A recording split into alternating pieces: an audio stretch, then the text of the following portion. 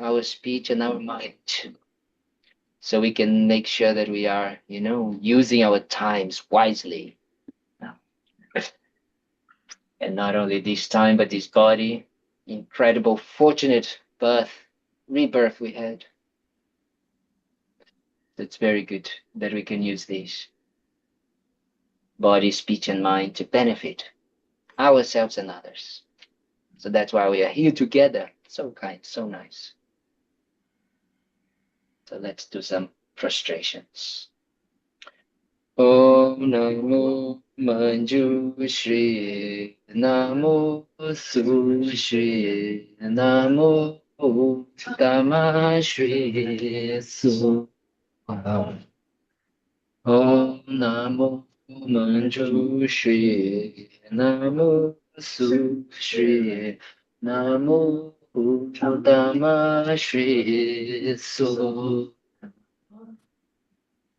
Om Namo Manjushri Namo Sushri Namo Tamashri Soha.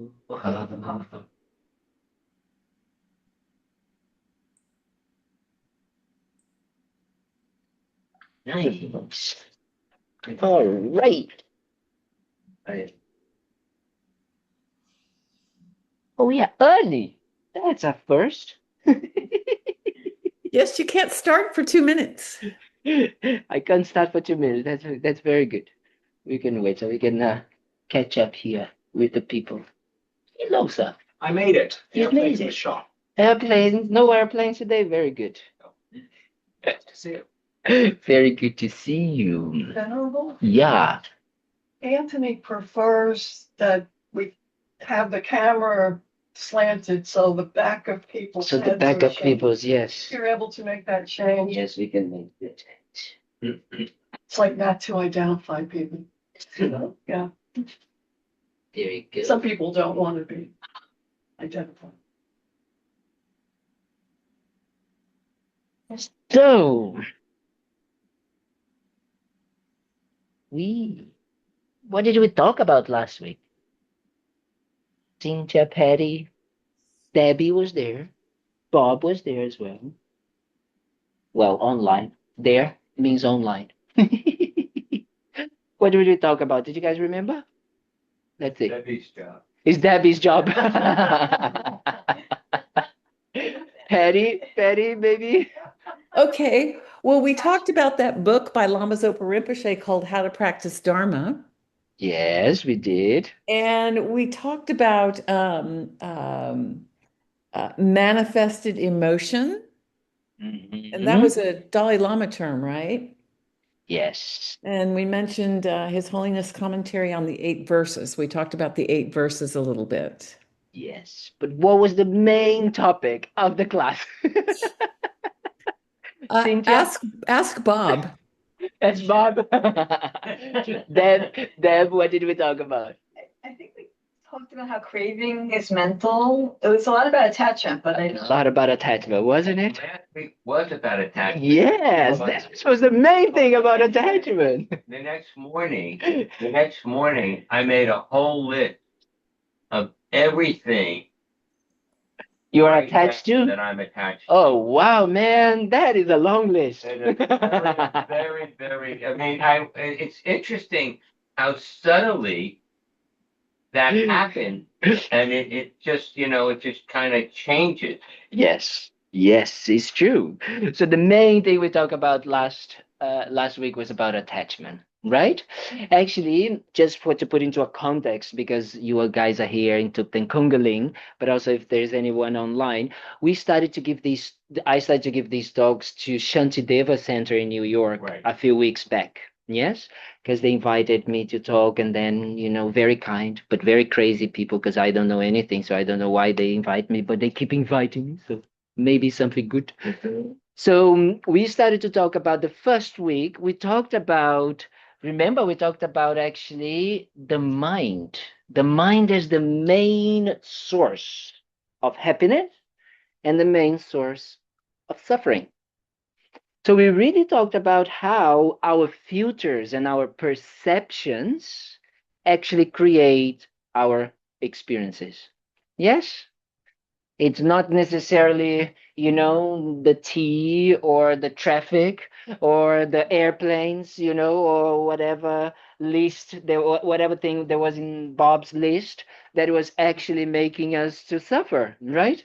But it's actually the mind that is engaging with that object, with that situation, with that person, and how that perception is actually creating that experience. Yes? So then we said, okay, this was the first week we talked about it. And then the second week, we talked about my favorite topic, the 8 worldly concerns. The 8 worldly concerns, they are like pairs, yes, 4 pairs of things that we are completely attached and things that we are completely we have aversion to. As I like to say, they are kind of like, the main dish of our mind. Yes? So it's, if we actually look for what is always in the back of our minds, we always gonna find one of these 8 concerns. Yes? Anyone remembers what are these 8 concerns? I think Cynthia remembers one of them.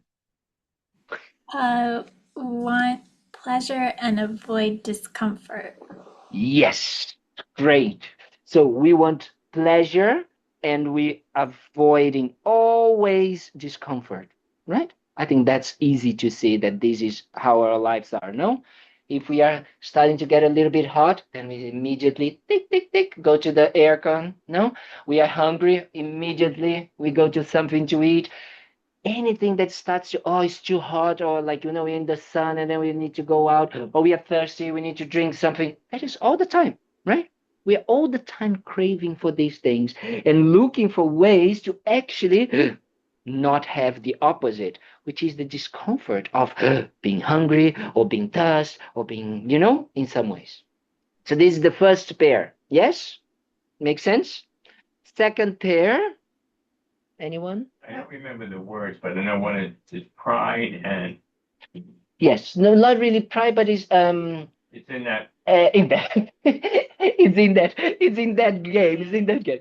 Yes, we talk about, but I'm going to talk about another one first, which is gain or material kind of like gain and loss, right? We are constantly worried about that. Constantly worry about not having the object, not having these, or when we have it, of course, we think that we're going to be completely in peace and everything's going to be good. What happens? We start to worry about losing it.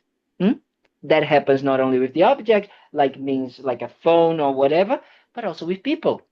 We found the love of our lives and now we cling to it and we are completely afraid. We have so much fear of losing it, right? So this is always in the back of our minds. We are constantly with these worries, concerns, as we say. Yes? And then the other two that I like the most. So one that Bob tried to say is praise. We are always looking for praise. To receive praise, right? To say how amazing you are, or thank you for doing this, or how we are totally engaged into doing things to be, like a spoken. We want to hear the words, yes, to say to us. And we are absolutely, completely afraid of being criticized. Criticized, right? We are completely aware. We are all the time doing things to avoid that, right? Does it make sense? Yes. So we are all the time doing that, and we are all the time worried about it. And we don't just worry with our minds. Guess what? We act and we speak, we do things to really avoid it. And sometimes we don't do things very ethically, just to receive a compliment, or just to receive, or to not receive the blame, as we say, right? So this is the other pair. And then the other one, which I think is a very important one, it's a good reputation and a bad reputation. We're always looking for that, right? What is the difference between praise and reputation? Reputation is what people will think about you. So they don't need to say anything, but it's just you are worried, concerned, you know? Like my mom, sometimes when we were young, I'm the youngest of three boys, right? So can you imagine? So sometimes we were just like completely like out of control at home. So she would close the windows and say, "What the neighbors will think about you? You know, you are like animals," or something like that, you know? So that is very in our minds, isn't it? We're always worried about what things are going to think, what people are going to think about us. And we are so worried, you know, that people are going to think badly about us. So then we move, we do things, we say things, and we completely get sometimes, as I say, disconnected from ourselves. Yes, from our essence, because we start to be another person that it's not really who we are, because we are trying to do something, you know, to please others, for others to say, "Oh yes, that monk, so special, so kind, so this, so that," right? Just that. So we are not really doing it because we want. We are doing it because we want to hear or to people to think about us. So it's manipulative. So it's a manipulation with ourselves in a way, right? And then we manipulate others to get that. Does it make sense? And the main mind that is behind it, as we talked last week, is the mind of attachment. It's this attachment, this really believing that these things are going to bring us happiness. So we over exaggerate all of the qualities, all of these, you know, the qualities of the object, the qualities of the person, the qualities of the situation, the qualities of the words we're going to hear, or the qualities of the what people are going to think about us. And we believe if I don't have that, I'm not going to be happy. Right? So I believe that I need that to be happy. So attachment is a completely projection of the mind. Yes, projecting qualities, um, characteristics into the object that are not real. I'm not saying that the person maybe don't have, maybe the person is not lovely and kind, but they are not 100% of the time lovely and kind, and they're not gonna be, you know, kind of like always love and kind, and that they don't have any other bad qualities, you know, that they don't have any type of like, you know, kind of like cranky time or bad mood or anything like that, because that's what we are. That's why, you know, that's what Hollywood industry has been kind of like making us believe. There's even a movie called Love is Blind, you know? But actually, we would say in Buddhism, attachment is blind. That's what it is. Love is not blind at all. Love sees exactly what it is and loves it, that person exactly as they are. But attachment, no. Attachment creates that idea, that person, that situation is like this, should be like this, and we completely believe in that trap. Yes? Yeah, does it make sense? So that's what we talked about last week, right? Yes? You remember that now? Okay, good. So that's why I talked about the book of Rinpoche. Lama Zopa Rinpoche has a very special book. It's my favorite book, actually, that I try to read every year because it's like a it's a slap in my face because I when every time I read it, I know that I'm not doing anything. I'm always doing everything craving for the eight worldly concerns, you know? So it's called How to Practice Dharma. It's a small book, very nice. I'm sure we have it here, and also you can have it. Maybe I don't know if we have it free here, but definitely you can find it online on Lama Yeshe Wisdom Archive. I think Sheila or Patty last time they put it online. Oh, the link. So it's a very nice book. It's a book that you can read again and again and again, and it's kind of like a map, a road map to your own mind, if that makes sense. So you start to see it and realize, oh, yes, I do act like this. Oh, yes, I can see myself doing that, right? Just to recognize how we are. One of a beautiful quote from one teacher that I really like. She's a nun, English nun, called Jitsuma Tenzin Palmo. Yes, she stayed 12 years in a cave meditating in the Himalayas. Very special. I had the pleasure to meet her quite a few times. She's a good friend, and I know quite well the person who wrote her book, like, you know, the book who wrote. And we were discussing many times, and then she said something that I really love. She says, Buddhism is about understanding your mind. So to do that, you need to look into your mind. So that's what these 8 worldly concerns help us to, when we are looking into our minds, what's going on, right? Understand and recognize what's going on, because otherwise, normally what we do is that we don't want to see what's going on over there because maybe it's a little bit chaotic. Or we start judging. Yes, we start with the pointing fingers of bad monk, bad person, bad son, bad daughter, bad this, bad that. Yes, we come with those, as I like to say, the whip. We are our best friends and our worst enemies, isn't it? So she said that in this beautiful way. It's like we need to look into our minds and know what's going on. Because if we know what is going on, then we can transform it. Otherwise, we are just in the dark. So okay, I can see that that is happening, but then what do I do with that? Yes, does it make sense what I'm talking about? So that is very important that we start to understand that this is why we should kind of like, when we learn about these things, it's not to, oh no, people normally they start to say, I didn't have I, I didn't have any attachment to any of these things, but now that you see, like meditation or Buddhism made me develop these things. And I always say, well, actually, maybe we are just bringing a little bit more of light of what is was already in there. Yeah, awareness, consciousness to what is already going on within ourselves, so we can develop an inner wisdom here that will then be able to discern what type of mental states we need to let it go, right? Pay attention that I'm saying mental states to let it go. I am not focusing here on habits, external habits, body, speech type of habits. I am not saying that we shouldn't change that, but if we don't change the mental state, they will keep coming back. Yes? It's very normal and very easy to see that with diet sometimes. So many people, go into diets, but if they don't change the mindset actually behind it, it keeps coming back. It keeps coming back. Or addictions, right? Addictions is very easy to see as well. People just have an addiction, and if they don't really transform the mindset behind, then they keep recurring, recurring. I think there is like 80% of how do you say coming back, go back, relapse. That's the word, relapse, right? Because the mindset is so hard to change. But sometimes because also we focus on the external aspects, changing the external circumstances.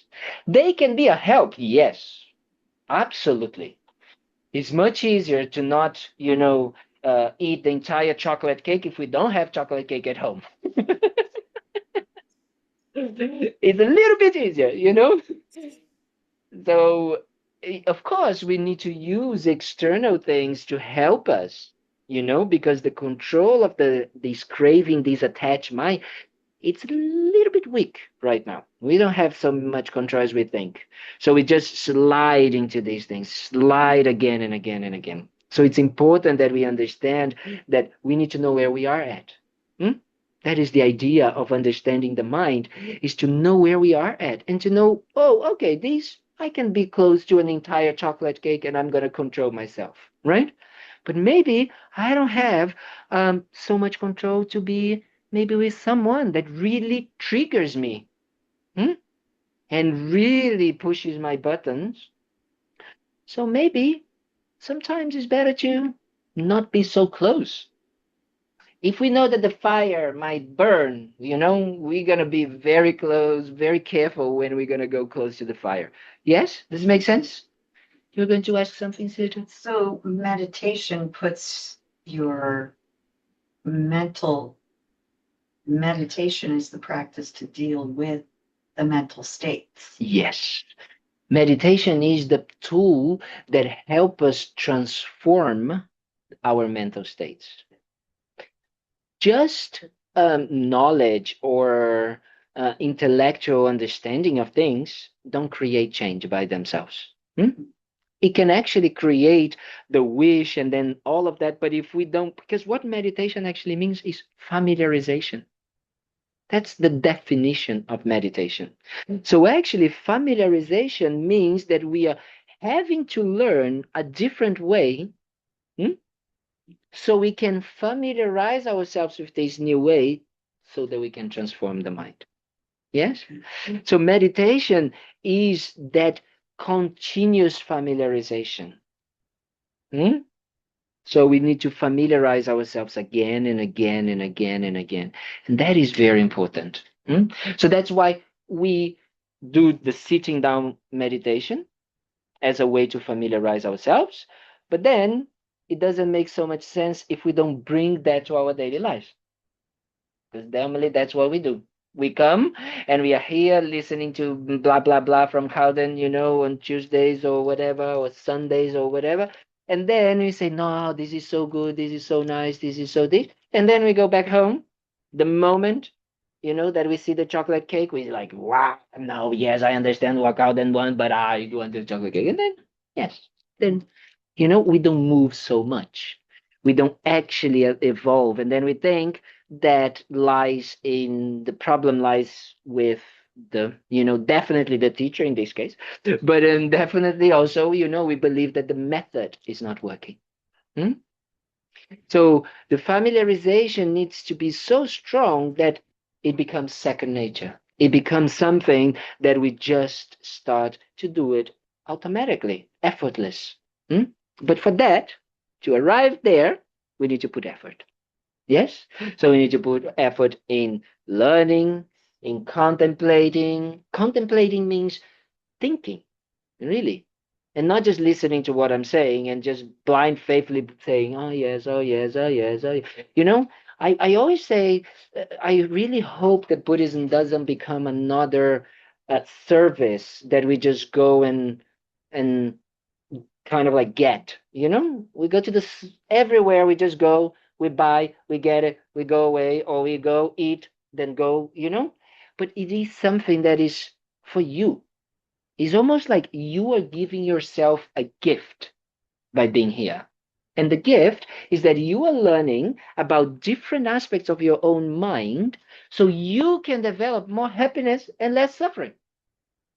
So it's not about what people can give to you, actually, but it's about how you can use what is being given to transform yourself. Does it make sense? It's less passive, yes? In the sense of like, I just go and I just sit and then someone comes and serves me, or I just receive the movie, or I just receive this. But it's actually about you coming forward and using what you are, whatever it is being given or shared, so you use it. Does it make sense what I'm saying? It's very, very, very, very important. Because otherwise, unfortunately, can go into a little bit of just a knowledge base. Ah, yes, very nice. So nice to hear those words. I go there because it feels nice to hear those words. you know? Then it's a little bit, yeah, go to this, I don't know, to the massage or to the spa or whatever. It's also nice, yes, but it doesn't transform your life.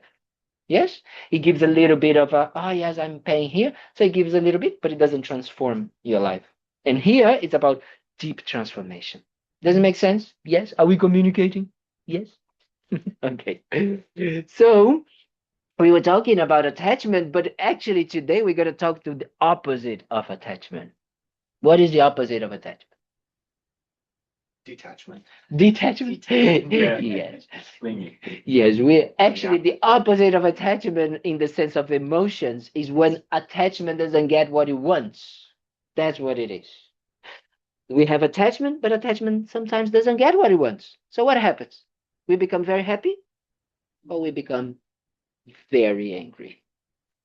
So today we're going to talk about anger.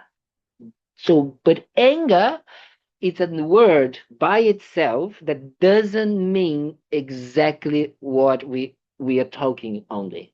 We're not talking about anger, about you screaming at others, you kind of like, any type of frustration, impatience, subtle irritation, all of these kind of like, eyes rolling, when you roll the eyes like this and say, or even the All of these are nuances. I love this word, colors of anger. Does it make sense? Yes.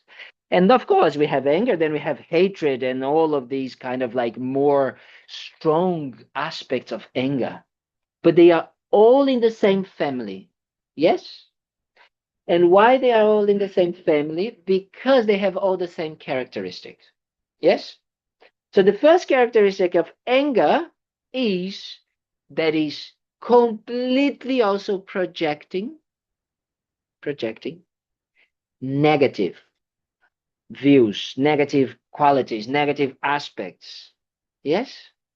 Negative um, um, um, uh, parts or whatever it is into the person, into the situation, into the object, and even with ourselves. Yes? It's important to talk about anger towards oneself. Okay? We're going to talk a little bit further. But it is important that we understand that we are projecting these negativities, right? Think about when you get angry with your partner or someone in your family. Your partner is a lovely person, your family members are a lovely person, then they do something, and in that moment, the mind becomes completely kind of like seeing that person. Oh, you're always like that. We start to use these words of like, you're always doing this, you're always like that, you never do this, you never do what I want, we go to the extremes. It's easy to see. We go to the extreme of seeing that person, that situation, right? As negative in that moment. It's appearing to us. And then when it appears in that way, we want to get rid of it. We want kind of like far away, or depending on the nuances and the level, we want to harm, we want to do something, we just want to do something about it. We become very active in that moment, isn't it? So that is the because the mind of anger that is projecting those negative qualities is believed that if I have that thing close to me, I'm gonna be suffering. So I need to do something about it. I need to get that thing out of it, or me, or whatever, or I'm just gonna pretend it's not there. Isn't it? Do you recognize that? Those are ways that we normally do that. So what is the, how do they call that? The spark. The spark that makes anger come up, it's when attachment doesn't have what it wants, or attachment has what it doesn't want. Yes. So for example, I want, a new iPhone 27 and I don't have it. I get frustrated, right? I don't get angry. I don't punch anyone. I don't say anything, but I get that frustration within me. Oh, I really wanted that and I don't have it. And I need to do something about it. And, because my friends have it and everybody has it and I don't have it. Yes, we start with that frustration. Or we get angry when we have, like, for example, we want a beautiful sunny day and we want to go to the beach and then it's raining. So we have what we don't want, which was rain. So then we also get frustrated, isn't it? Yes? So that is the mind that we need to start understanding. That is the biggest um, um, how can I say, is the biggest is stealing, is the biggest what is stealing? Theft. Huh? Biggest theft. The theft, yes, that we have is stealing our peace of mind. Because guess what? We can't control the world. We can't control everything, right? Actually, we are going to encounter many times things that we don't want, and we're going to encounter many times, like not getting what we want. That's part of life. So the problem is that we don't prepare our minds and we don't see things in this way. No, we don't see it like that. We completely believe that acting out of this angry mind will solve the problem. And guess what? when we try to solve any problem out of the angry mind, we just make it worse. That's exactly what happens. Even the small frustration or the small little impatience, oh, impatient, oh, wow, wow, wow, wow, wow, wow. It's a snowball effect, right? Because that is the mind, the mental aspect that is happening within ourselves. And then guess what? We use the body and the speech. Like we are controlled by the mind, by that mind, and then we use our body and our speech to vent out, or as I like to say, vomit out that anger. So then we say things. We become like, no? As I say, we cut the speech. Nowadays, I feel that the speech is even worse than actually the body. We are a little bit more civilized. We don't actually do so many things, even though sometimes, we can do some things with our bodies, but the speech. Look at social media. Wow, people being nasty with their speech towards others, right? Just really wanting to harm, to cause harm towards others. Huh? So we completely, where does it come from? It has to come from the mind of anger. That's where it comes from. We are not aware of it. We think that we are not, I was not, I'm so sorry. I didn't mean that. I didn't mean that. I didn't mean to say that. Well, I understand that you might not have wanted to harm, but actually the mind that was there was the mind of anger. It is what moves that mind to act in the way. Does it make sense what I'm talking about? Yes? Do you recognize that? Do you recognize the mind of it? No, people in New York, they don't have anger, so they don't know about that. I said New York, Patty, not Oklahoma, so okay?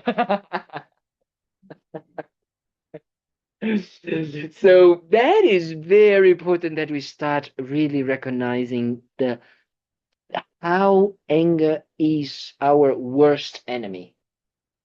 Because we want to be happy. We want to be kind of like, like peaceful. And then comes that mind. Our friend, I think Mary, the one that was sitting there on Sunday, I look like this because she was sitting there on Sunday. She told that she woke up in the morning and she was feeling so well. And then something happened that she didn't like it. Remember, she said exactly these words. Something happened that she didn't like it. And then she became a bit not well. I said, yes, this is exactly why. Because we are so used to with the mind of anger that it just comes, pops immediately, automatically. Is no effortless. Right? That is important what you said about it, because right now, effortless anger arises. We don't have to do anything. We don't need to think about it. Should I be angry? No, it's already there. Does it make sense? Yes? Like you were saying that you were driving and then, and then there was a big traffic or, there's a big traffic. We don't need to make any effort. It's there. The traffic arises, boom. The anger is there, right? Is it the same with compassion? Is it the same with love? Oh, yes, we are kind of like just effortless feeling compassion and love. Or we need to think, we need to work, or we need to kind of like see something or inspire ourselves. Or as I have my brother loves these Instagram pages that has all of these kind of like nice things, kind of like, I don't know, people homecoming or people these or all these lives. Oh, this is so nice, this is so nice. You need something external to kind of like help, and then you need to make an effort to feel that love, that compassion, that kindness. Yes, it's not effortless like this. Yes, Debbie. Is avoidance similar, a form of anger? Like you're invited to something, but you don't go because you don't think people are gonna, like you or think well of you, or like, is that Avoidance? Yes, it could be a type of anger, because the anger is kind of like you're putting there a negative view into something, right? You're already making that event negative, right? So then you just say, I don't go. Yeah. That's what it is. Is it too cold to eat? No, No, you said I just okay? have this Yeah. thing. Okay. I'm sorry. I It's okay. apologize. No, not at all. So Contagious. you So we're constantly reactive. Our mode of operation is Our mode of operation is Is being reactive. Yes, that's exactly what it is. We are pros. We are completely, we absolutely nail how to be angry, how to be frustrated, how to be kind of like, a little bit impatient. That's what we are. Hmm?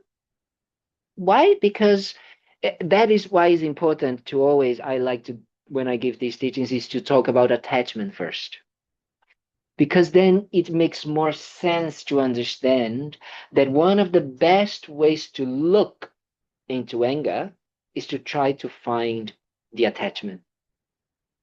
Does it make sense what I'm saying? When you do that is a very important way for us to start understanding the mind of anger. That's why, when you start, you say, oh, it's over exaggerating the negativities, you're seeing something bad or something this, but it's because there was or there is something that you're clinging to, that there is not here. There's a little cat over there. So there's, that we don't have it. So we try to look for the mind of attachment there. Yes? And then we can start working with the attachment as well. The problem is anger normally completely obscures us, and we become too agitated. The mind, the body, the jaw, the cling, and then the mind is completely foggy, completely disturbed. So analyzing, sometimes it's a second step. Yeah. In the heat of the moment, we can actually start doing so other things. So the first thing that we can start making sure that we is realizing we are getting angry, right? Just realizing that someone says something, and then you can already start to, okay, the eyes are rolling, the mind is a little bit, the breath is a little bit like this. Yes. So we start to really notice what is coming. Yeah, because we are familiar with it. So we need to really, when we start to look that the mind of anger is a negative mind and it doesn't help us and it steals our peace of mind and makes us agitated, when we start to feel that it's coming, we need to be extremely creative to make sure that we don't engage into it, that we don't allow ourselves, as I like to say, slide into it. Yes? So Shantideva, a 7th century very, very special teacher, scholar, meditator, everything, which is the name of Shantideva over there, the center in New York. So he and guy, the Bodhisattva way of life, or the guide of the Bodhisattva, there's many translations to the same text, the same name of the text. He said on that the best thing that we should try to practice is patience. Patience is a state of mind that is not affected, right, by the external circumstances moving and changing.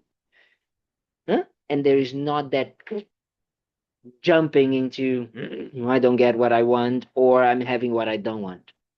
So it's a mind that is very, like, kind of like peaceful. And it doesn't matter what it comes, doesn't matter what it is, it stays peaceful. However, Shantideva being perfect as he was, he doesn't say that being peaceful means being passive. Different words, different ideas. Passive and patient, not the same word. So actually, sometimes you need to be extremely active in making sure that you don't get affected by anger. So one of the things that he always says is that if it is too much, if the situation is getting too much, you just walk away. Right? But guess who is not going to allow you to walk away? Yes, the angry mind that you're so used to, but also things like your reputation. You worry about your reputation. You worry about your prayer. You worry about that. That might be what you might cling to say, no, I can't walk away because what think people are going to think about me? And you prefer to allow yourself to be angry and to be there than actually walking away. Does it make sense what I'm talking about? So walking away, it can be one of the best things. Or staying like a piece of wood. Don't react. Don't react. Let people say whatever they're saying, comes, goes. You don't do anything, right? It's not about winning against the person outside. It's not about being right. It's about really taming the mind of anger, because that is the real enemy. Does it make sense? The real enemy is not the person. The person is just triggering you. The person is not the cause for you to be feeling this way. Right? Because as we talked in the first week, and I explained to you guys, it is the mind, the filters, the projections that is actually making you see that person in that way, not the person. Does it make sense what I'm talking about? Mm. We have here that someone that wants to debate. We're going to debate now. Yes. What is your name? Sorry. Lori. Lori. Speak loudly so people can hear. Yeah, it's not that it makes sense. I think it's in extreme situations where I'm more challenged by it. In day-to-day life, dealing with relationships and all that, just life. Mhm. That I can, but when it gets to extreme situations, war, violence, Mhm. violent acts, things like that, that anger, Mhm. my anger, Comes out. and it's much harder to have my mind. It's much harder to detach or separate from. It's true. It is much harder when the situation is more extreme or more close to something that we have, right? So, and let's not forget that attachment is not only for people, for objects, but also opinions, ideas, right? So that also kind of like creates that, and then anger comes as a way to kind of like, but that person is not like this, and that person, and then, but what we need to really understand is it doesn't matter the level, it's all the same in the sense of creating an unstable, distorted, disturbed mind, right? It's stealing your peace of mind and is making you act, let's say, unwisely, to say the least, right?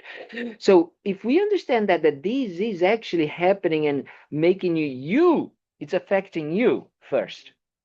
That is very important, because if we don't start with ourselves, then we start to say, oh no, yes, but I cannot be because I don't want to make others suffer. That's great. But if you don't understand that actually anger mainly makes you suffer, right? That's the first stage. It makes you suffer. It's stealing your peace of mind. And then, of course, what you do out of it is definitely going to impact others. But it's first stealing your peace of mind. So the main reason, or the reasons that we need to actually put in there to change it, yes, is because I don't want to make others to make harm, or to harm others, but because I don't want myself to experience that. If we don't have that understanding, what we call really that letting go or renouncing that negative mind, right? Or I don't like the word renouncing. I like more the word um, not wanting to have it, right? I don't want to have that mind. If I don't get to that conclusion, it's going to be very hard for us to change. I may be in my mind if there's an injustice, Mhm. but how am I serving myself by getting Angry. exactly what you're saying? That may be the reality that's an injustice Yeah, that is. absolutely. But the what I mind, do with it. that's it. The mind that is going to tackle that injustice with anger is never going to be the best answer, ever, because it's distorted. Does it make sense? Yeah. So that is why we need to make our minds extremely calm first. Extremely what? Calm, relaxed, and patient. Because then the mind is seeing things with less bias. Yes, is less bias around, which normally the bias is what I think it's right, what I think is justice, what I want, the attachment, right? So when we are with a mind that is just seeing things in a more kind of like less distorted way, it's much better for us to actually act. So that is much better. Speak loud so people can hear you. I don't. My problem is I don't see it as distorted. You don't see the distorted. Yes, that's a problem. I mean I mean, I'm in a conversation with somebody. I absolutely think their perspective makes no sense. I walk away. I don't say a word. I don't debate. I don't discuss. I just fine. I'm not going there. But the problem is that if you do it with the mind of anger, It's not. It's just of frustration, It's a mind of frustration. There's no question. And there's no time for patience because it just shows up. immediately, Huh? immediately comes up. I mean, so, I say something, they say something back. It shows up, and I'm like, I'm not going there. I'll just let it go and walk away. Yeah, we need to know our minds, what we can handle. But if we are able to actually calm the mind and see that the person, because one of the most important things, one of the best ways for me, that's a very personal experience, and especially now living with my parents again, very important, to make sure that I can practice patience, is they are not doing that because they want to hurt me. Like in the sense of they actually is because their minds are also contaminated and controlled by attachment and anger. So what is talking, let's say like this, behind whatever they are doing or saying is the mind of attachment or the mind of anger. So if someone goes and kind of like, kind of like does like this with the stick, you don't get angry with the stick. You get angry with the person, right? You say, this person did that to me. If someone is saying something to you, we shouldn't be angry with the person, but actually with the mind that is controlling that person in that moment. It's difficult because we say, they should have control of their minds. And then I'm going to say, have you looked into yourself, sweetheart? Yes? Do you have control? So are we wanting everybody to be Buddhas, but we can be the ones without any? We can be the ones impatient. We can be the ones having kind of like anger. We can be, no? But everybody should act with us without any of these. Come on. So it's okay to be angry with the mind of the person, but not the person. But we become angry in the sense of like, we understand that the mind is anger. Therefore, we can't actually, what arises in us is not anger, but actually understanding, right? When we really start to see, it's easy. I think we all have been there in some situation that we saw someone that was extremely angry, extremely situation, and then you said, I'm not gonna I can see these persons out of their minds. I'm not gonna it's okay. You let it go of that in the heat of the moment that, but I'm right. And then you start to see the suffering or the pain, and then you stop and you say, really? Like, okay, let it go. Does it make sense what I'm talking about? It's not anymore when you start to see that suffering. Yes? And you understand that suffering, that this person is completely, disturbed, is completely frustrated, is completely feeling, because we know how it is to be angry, and we know how bad, how doesn't taste good. So if we see the other person with that not tasting good in their mouths. Like, I don't know, but it's easier sometimes to say, I'm not gonna engage into this. I don't want this person to go through this, especially when it's someone that we love, someone that we care, someone that, that helps. It's a very important thing that helps us. It helps me a lot with my parents, when I see that my mom is like, "Mom, but bye, I need this, me, and I said, Mom, I need to go and do this. And and then I say, oh, it's attachment coming. It's not her. It's not that she has the control, right? She doesn't have that control completely, especially with the little boy, a little boy. Of course, I know. So you can see. So then when I think like that, I say, oh, okay, come here. What do you need? A little hug? Yes, but I need to do this. Okay, don't worry. I love you, Papa. And then she goes, okay, a little bit less frustrated, but still, but better. Does it make sense what I'm talking about? Yes? Yeah. Does that mean I have to hug everyone? Yes, especially you. It's the best therapy, hugging therapy, You don't need to hug, but then you can kind of like, I feel that normally when we are, is what you were talking about, war. Actually, war is just that idea that my opinion or my idea is the correct one, right? Actually, giving up anything so your mind can be in peace is more important than any external outcome. Doesn't matter because you're in peace, right? You're going to try to what? Change the entire world? Shantideva also said it's easier to put leather on under your feet than actually try to put leather on the entire world, right? In the sense of like you can't control anything. Well, everything. You can control something. We cannot even control our minds. And we are trying to change the other person's opinion or whatever. Oh, come on. It's a bit of a joke sometimes, right? So it's very interesting for us to start understanding those things, right?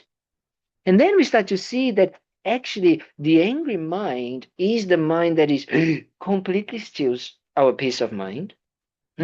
Completely. And not only this, it happens now. So it steals our peace of mind now.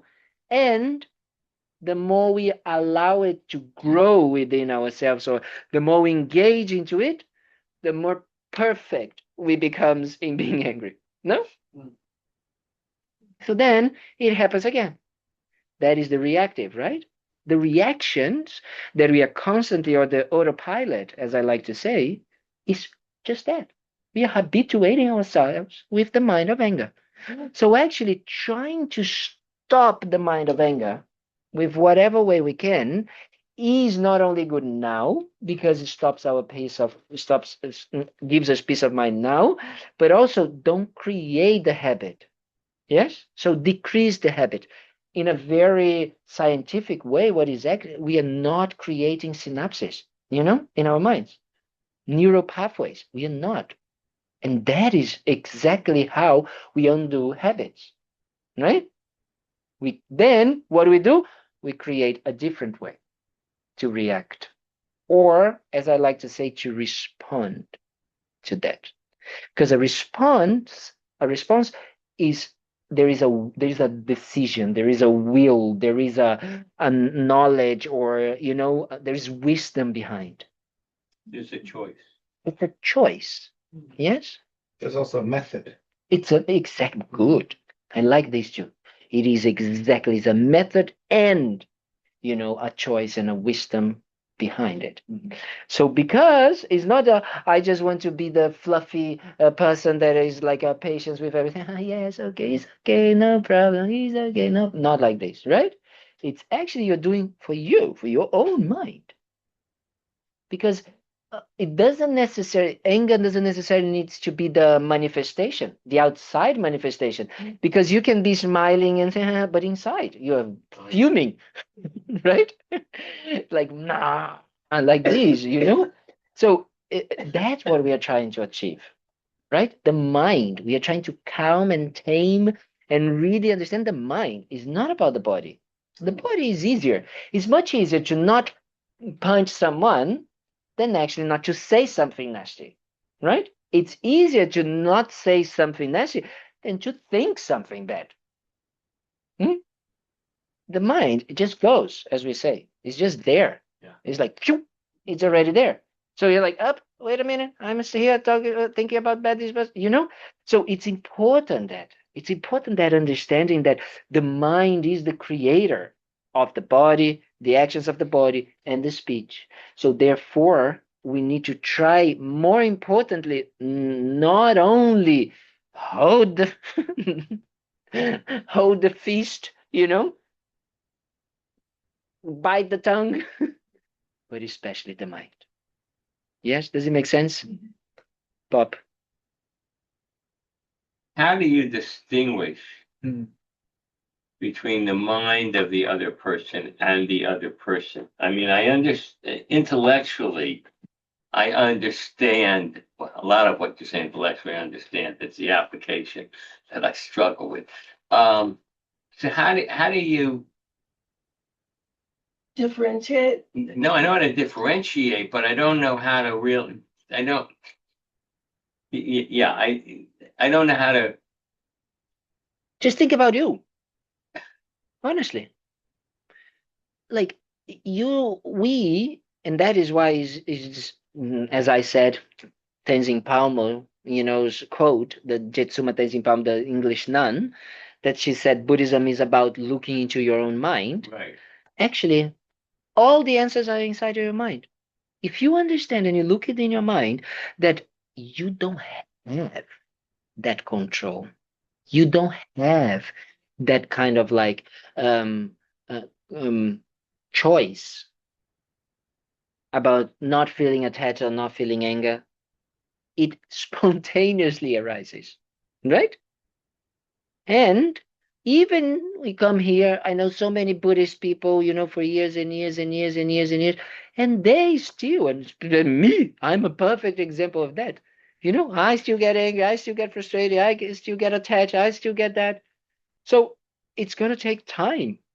I guess the So question. imagine. I understand what you're saying, that it's the other person's mind, but how do I separate my response or my reaction between, oh, it's the other person's mind, as opposed to it's the other person? Because to me, they happen simultaneously, and I'm trying to. That's what I'm trying to explain to you, is that if you look into your mind, there's no distinction between you and these minds of attachment and anger. They are the ones running the show. We should have used that when we were doing the Heart Sutra retreat, right? To almost see that there is a third thing that is you, and then there is a mind of anger and the mind of attachment happening to someone else. It's to you that is happening. Do you understand what I'm saying? Say it again.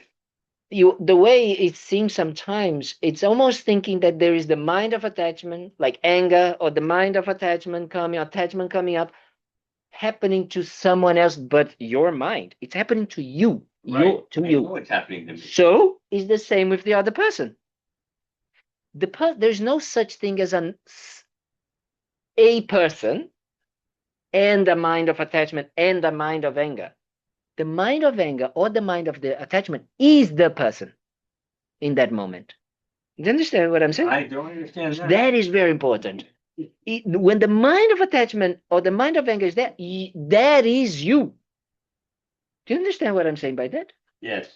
It's like it's because the mind is there. That mind is the one that is being experienced. Doesn't make it's a good, very nice question, because then we can go a little bit deeper into. You understand? So you could look at the person and then just say, it's all in their mind. I wish I see it as could. static. The frequency is not alive. What I'm saying is I can't. Wait. What I'm saying is no, I can't do that. I see it as the person. Oh, But the person is that mind in Right, that moment. now I get that, right? You're going to say something, Peggy? I was just going to say that person is not always that way. Yes. That person has, I'm assuming, That they are not 24/7.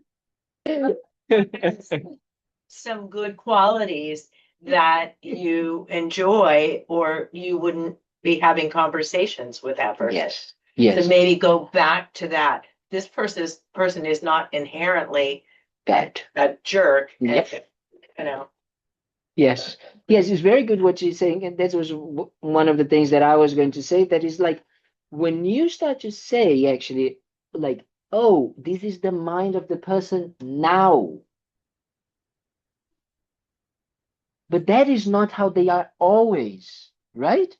That is how that's why I was saying is like there's no a difference between kind of like who the person no, that's what that person is presenting or experiencing or manifesting now. But that's not always there because it's always changing, right? And as Peggy said, that person is also kind, that person is also nice, that person is also lovely, that person is also compassionate, this person is also generous, that person is also all of these other qualities that we know, especially if he's a partner, a mother, or someone in our lives. So that is very important for us to really deconstruct that image of concreteness, solidity, that the mind of anger is projecting into that person, into that negative characteristics of in that moment. Hmm? And that is very good for us as well. And that is very good for us when we are talking about depression. That is for me the best tool to actually deal with depression. When we start to realize, because depression is anger towards myself. Because normally what do I do is that I get angry with someone, so I'm pointing the finger that, oh, it's that person, because I'm seeing all of these negative qualities in that person, that situation, right?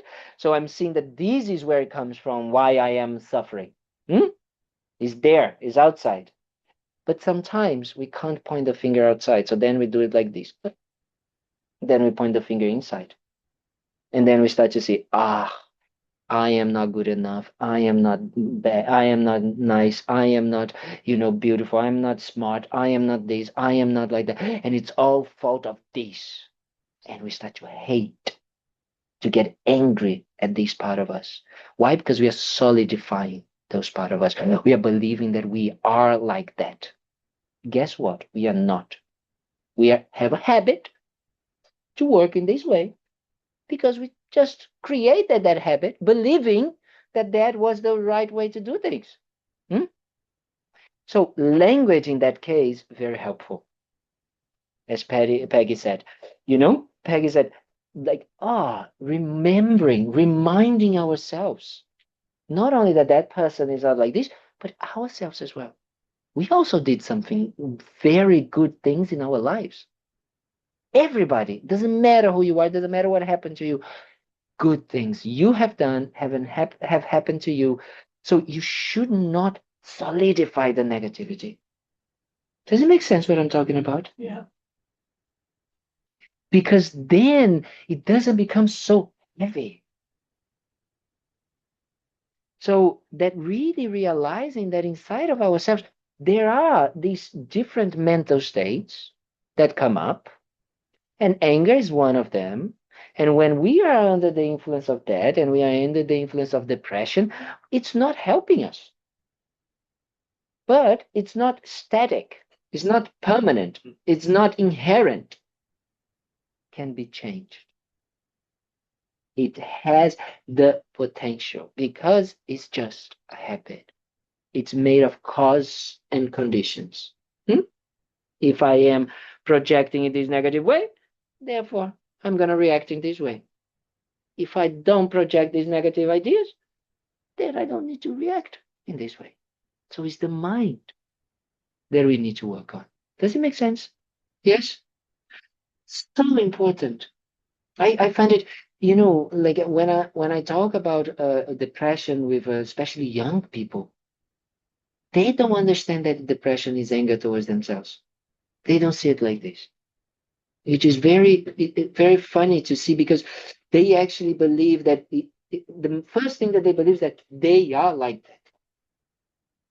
Like, They believe it's something completely kind of like a fault within themselves. And it's not just a mind that is there, comes and goes and all of that. But of course, if we perfect hating ourselves and, beating ourselves up, then it stays. And I'm not negating, especially of course, my mom being a psychiatrist. I'm not saying that there is not sometimes a chemical component, of course, that there is. No, in some cases, right? But the mind is there, the component of the mind. But as the component of the mind, how do you separate the causes and condition that initiate that state of mind? Well, it's very hard to look for a beginning, right? It's very hard to look for a beginning in itself. Like, oh, this is the moment that I started to hate or to be beating myself up. Actually, normally, sometimes kids already come with that mental state, right? So it's a habit that we bring life after life. That's what Buddhism is going to say.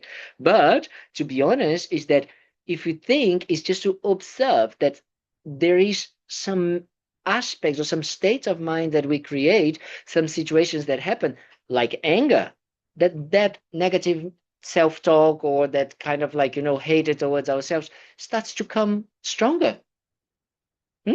So when I put myself into a situation that, I am not comfortable or something like that, or something happens, so it's just there.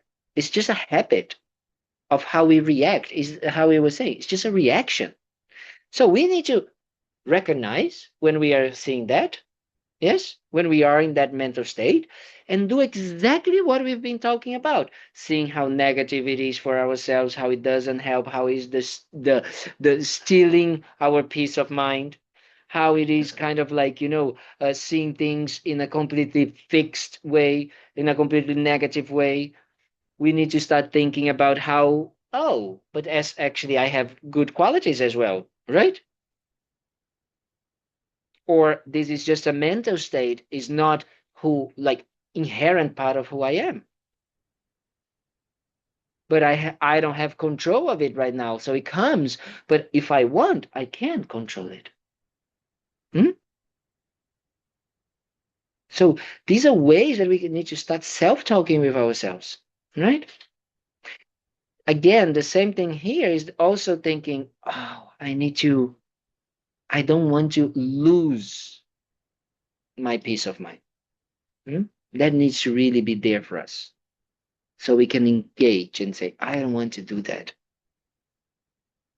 So even if I need to make myself a fool in front of others, if I need to walk away, if I need to do something, all of those things that we said about others, not getting angry to others, when we're starting to get angry with ourselves, also be creative, do something. When you start the negative self-talk, I said that last time I was here. This time I'm so far is it still okay? But one day I got my room was a mess where I was there because I was just going from one thing to the other, one thing to the other, one thing to the other, not having time. And then I saw, and then the self-talk started, negative self-talk. Wow, this is such a, like, how you as a monk can have a like a messy room like that, or da da da. And then I said, what is the problem? It's messy. It can be everything can be folded clean. So what is the problem with that? No problem. So I immediately I said, let's go. No. And I just started to clean the room and everything, put it some kind of like nice teachings from His Holiness while I was doing, and everything became great. But if we don't catch the negative self-talk, does it make sense what I'm talking about? Because it's as simple as that, as, oh, you criticizing yourself because you didn't do your bed, because you didn't clean your room, because you didn't do the breakfast, because you didn't do that, right? And especially mothers, wow, can be so much negative self-talk because I didn't do this well, I didn't do that, right? Doesn't matter about that. Yeah, I didn't do this time, but I did so many other times, and I can do it tomorrow. That's it. And if I have to do it now, I can do it now. Does it make sense? Believing in your own good potential, your own good possibility, which is there. You've done it already. Does it make sense what we are, yeah? Are we communicating? Yes. Online people, are we communicating? Yes. Okay, good. So I think that was it. I don't know if I wanted to say something more about anger. It's such a good thing to talk about. What else? Anyone has any other questions, or there's another way to think as well. But I found that a little bit more tricky sometimes because I feel that is a bit more complicated. But we say in the text that actually the person who is helping you to see your own anger, it's your best teacher. Yes. So supposed to thank them. you suppose more than thank, you should put them on top of your head and really thank them. Thank you so much. I personally really I like that as well. But it's hard when we are in the heat of the moment to try to see that this person is being kind to you, right? And we need to be careful because sometimes if we already have a tendency of also negative self-talk, this can create sometimes a kind of like, like, oh yes, this person is being nice and I'm the bad one. You understand? So be careful. We need to be careful here to not do that kind of like shift of say, oh yes, no, this person is so kind and I'm should be the one kind of like having patience and I have to be like, I have every time the mind is, I have to, I should, beep, beep, beep, beep, beep. Pay attention. Try to pay attention because then there is a strict, tight vision, a permanent, solid view of ourselves. So maybe a more healthy approach can be kind of like, I should be doing that, but today I didn't do it. Okay, I want to do it, I want to be like, I want to. Wanting means that there is a will, that there is a will, that there is then a transformation, then there is a choice, there is a method, there is wisdom, as we talked about. So yes, so that's why I kind of like, I say, it's good. Yes, it's good that we try to use that method of saying, wow, this person really is helping me, right? It's not, that person is not really trying to, because the person doesn't have that kind of like control, to piss me off. It's me. So this person is showing me, right? So especially now, this Thursday, you're gonna have Thanksgiving with family. So, you know, see all of them as your greatest teachers. Is that the same as let it come and let it go? No, I'm asking. I'm no, not no, saying. no, it's not. No, let it go, coming and let it go is more understanding the nature of it. You are not 24/7 angry. So that means that emotion, it's not solid and an inherent and a concrete part of your mind. Right? Because if it was, it would have to be there all the time. It's impermanent. It's impermanent. So that means that when you see it coming, you can also see as, oh, it's just as a cloud. It's just coming. It's just as a thought. It has come and it can go. Does it make sense? So you're saying it's not the same as let it come and let it go. Well, this is what is come, let it come and let it go. What we were talking about now, seeing the person as your teacher, okay, is different. I got it. Yeah. Okay, that I get. Yeah. Yeah. Right. So okay. what are we saying about seeing the person as a teacher is that, oh, actually, this person is showing me. Right. Right? That I'm still getting triggered by, if they say that, I don't know, I had a haircut, beautiful haircut or not, right? That's what it happened. We need to kind of like up. That's what. So when you feel it arising, Can you feel it arising? then you can kind of like, instead of like going and beating, this person, you just kind of like say, oh, actually, this person is really kind to me, right? But that's what I'm saying. Sometimes in the heat of the moment, it's hard to use that mindset, because we just want to rock. So then we need to say, oh, if I do that, I'm gonna regret. You're gonna create. I'm gonna peace of mind. My peace of mind is gone already. I'm gonna create more problems. I'm gonna do that. So you start, talking to you. So that's why meditation is so important, because if we do that meditation, we familiarize ourselves with how the mind works and all of that. I have a friend that he calls himself his emotions names. So, kind of like, I don't know, like Robert is coming, something like that, because he knows that he's coming, or someone is coming, when the attachment or something like that. So you can, in your case, all of them are Bob.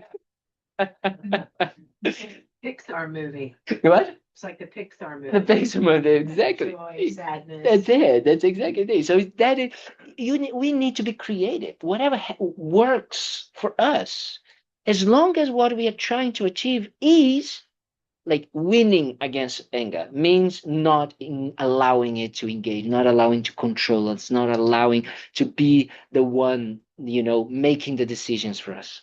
Right? Yes? Does it make sense? Yes.